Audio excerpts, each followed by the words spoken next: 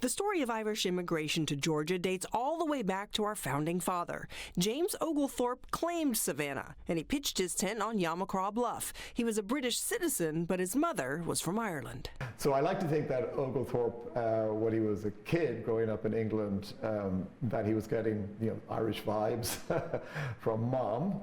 In 1758, Georgia was still a British colony, and the Spanish in Florida were a viable threat.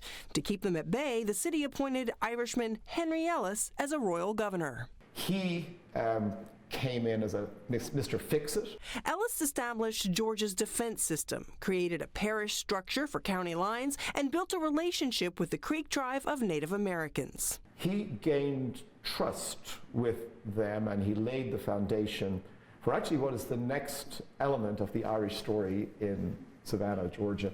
Meanwhile, back home, the Irish Rebellion was looking a lot like the American Revolution. 1798 was the bloodiest year in Irish history. An organization emerged called the Society of the United Irishmen. And it sought, by force of arms, to create an Irish Republic independent of Britain, based on the ideals of the American and the French revolutions, ideals of equality. One of the members of that society was a man named Robert Emmet.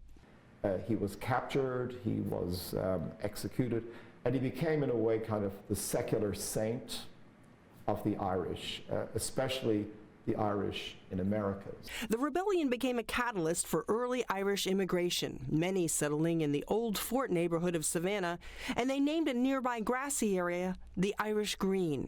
Today, Emmett Park is the site of a monument to those early Irish settlers. The centerpiece, a Celtic cross carved from limestone from the west of Ireland. The memory of 1798, the memory of the United Irish Movement, it really, when you think about it, that revolution happened just before a big number of Irish came into Savannah, Georgia. But more would come.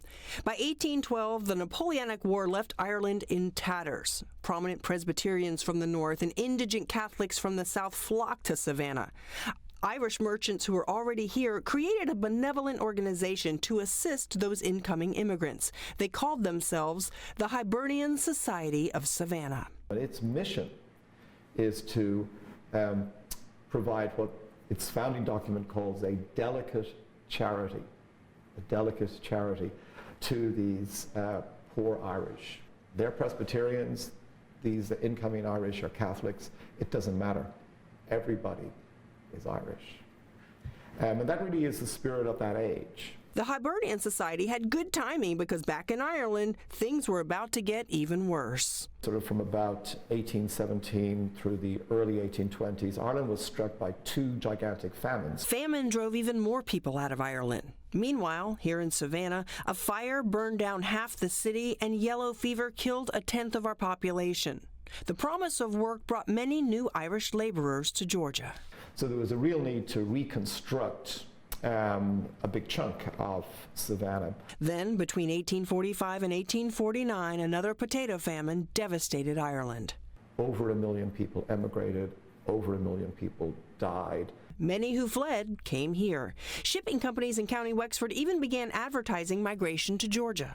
And that's the single largest direct population to move from Ireland to Savannah. By the late 1800s, there was a new settlement of Irish immigrants located between Macon and Augusta. It was called Queensboro in what's now known as Jefferson County. Which ultimately was 15,000 acres of basically farmland on the Ogeechee River.